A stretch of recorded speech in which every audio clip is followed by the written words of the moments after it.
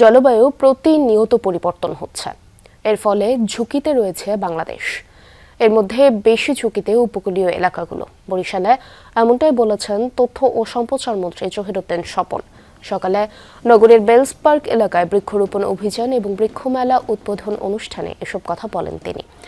এ সময় বন বিভাগের যে কোনো উদ্যোগ তাকে সহায়তা করার পাশাপাশি সবুজায়নের গুরুত্ব বুঝতে সবার প্রতি আহ্বান জানান মন্ত্রী।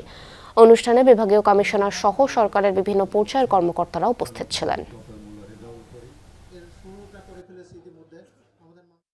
মানুষের হাতে সমস্যার যে কারণটি নিহিত ধরা পড়েছে তা হচ্ছে কার্বন নিঃসরণ।